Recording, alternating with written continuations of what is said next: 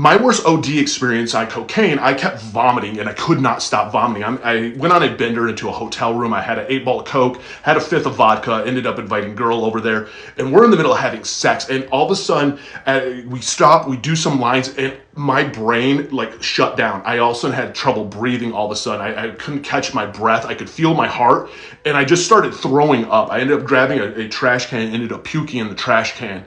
And I couldn't get it to stop. Now, the insane me was we're naked, we're in the middle of having sex. So all of a sudden now I'm putting Viagra into my mouth, trying to chase that with fucking alcohol, and figured if I did some more lines that would like help pull me out of it. And all it ended up making me do is have even more trouble. And like I kept coughing, the drip itself just kind of clogged into my whole nose. And I was having a lot of issues breathing to the point that I was seriously contemplating calling 911. Something wasn't right. I didn't feel like I was going to necessarily have a heart attack, but I could not get my bearings right at all. And I started to end up hallucinating. The derealization was real. It looked like I was dealing with, like, she was like a bobblehead.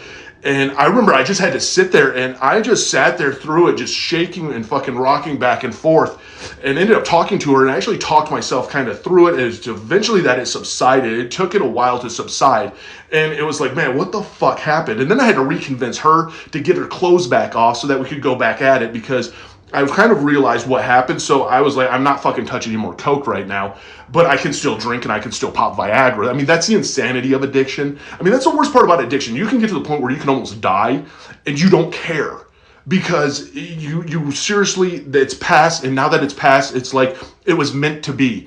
I know people that have been Narcan back alive from when it comes to opiates, it comes to heroin, fentanyl, and they're upset because they got Narcan back alive because somebody ruined their high for them.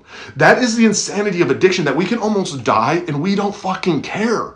And we don't change our habits at all. It's not a wake-up call. ODs for most addicts are not wake-up calls. It was just a moment that we kind of fucked up, and that's how we look at it.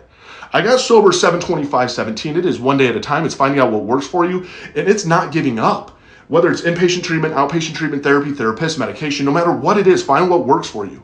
Whether it's going to a psychiatrist, psychologist, going to a doctor, going to AA, going to NA, it's about never giving up and knowing that it can and will get better. For the one out there going through it right now, the one out there fighting through it right now, I am proud of you. Don't give up. It does get better, and you are worth it.